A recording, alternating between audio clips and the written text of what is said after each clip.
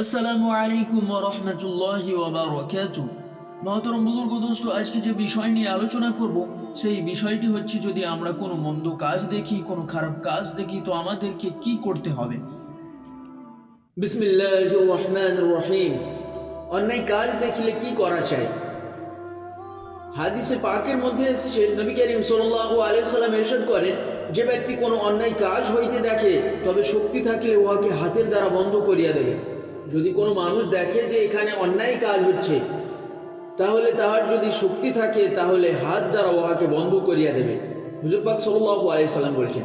আর যদি এতটুকু শক্তি না থাকে তবে মুখের দ্বারা উহাকে বন্ধ করিবে।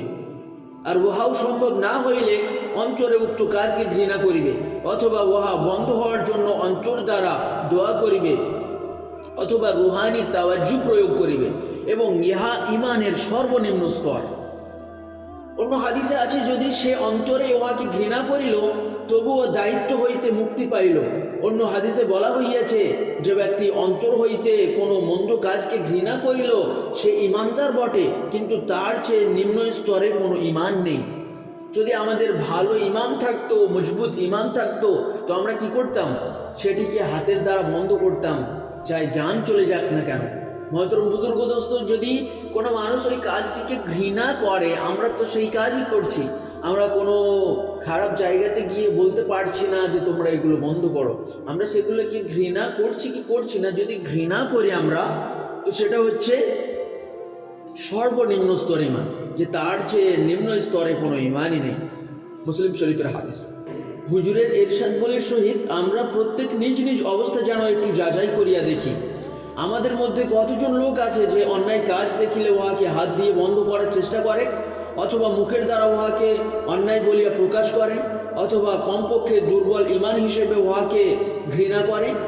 নির্জনে বসিয়া একটু চিন্তা করা উচিত যে কি হবার ছিল আর কি হচ্ছে। মহতরম বুজুর্গ দোস্ত, জাহাজের যাত্রীদের সাথে নেককার ও বদকারের তুলনা। হাদিসে পাকের মধ্যে এসেছে, নবী করিম সাল্লাল্লাহু আলাইহি ওয়াসাল্লাম ইরশাদ করেন, যাহারা আল্লাহ তাআলার সীমারেখার ভিতরে এবং যাহারা সীমারেখা লঙ্ঘন করে, তাহাদের দৃষ্টান্ত ঠিক ওইরূপ যেমন কিছু লোক একটি জাহাজের যাত্রী, এবং যাত্রীগণ লটারির সাহায্যে উপর নিচের তালায় ভাগ হইয়া যায়, কিন্তু নিচের তালার লোকদের পানির জন্য উপর তালায় যাইতে হয়। এখন তারা যদি মনে করে আমাদের বারবার যাতায়াতের দরুন উপরতলাবাসীদের কষ্ট হচ্ছে, আমরা জাহাজের নিচ দিয়ে একটু ফুটো করে নিই, আমরা জাহাজের নিচ দিয়ে একটু ছিদ্র করে নিই, তবে উপরওয়ালাদের কষ্ট হইবে না। জাহাজের নিচতলাবাসীরা যদি মনে করে আমাদেরকে বারবার উপরে গিয়ে পানি আনতে হচ্ছে, মহতরম বুজুর্গ দোস্ত, যদি এমনটা মনে করে এবং মনে করে যে আমরা জাহাজের নিচ দিয়ে একটু ফুটো করে নিই, তাহলে উপরে যেতে হবে না পানির জন্য। তো এই ফুটো করা লোকদেরকে, জাহাজ ছিদ্র করা লোকদেরকে, জাহাজ ছিদ্র করে পানি নেওয়া লোকদেরকে উপরতলার লোকরা যদি বারণ না করে, যদি না নিষেধ করে, তো কি হবে? উভয় দলই ধ্বংস হয়ে যাবে। যারা উপরে আছে তারাও ডুবে যাবে, যারা নিচে আছে তারাও ডুবে যাবে। মহতরম বুজুর্গ দোস্ত, কোনো খারাপ কাজ যদি হয় সেখানে কি করতে হবে? বাধা দিতে হবে। যদি অন্যায় কাজ হয় সেখানে নিষেধ করতে হবে।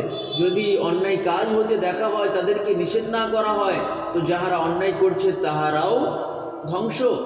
যাহারা অন্যায় দেখছে কিন্তু কিছু বলছে না, নিষেধও করছে না, তাহারাও ধ্বংস। মহতরম বুজুর্গ দোস্ত, এই কথাগুলির প্রতি আল্লাহ পাক আমাদেরকে আমল করার তৌফিক দান করুন। আমিন।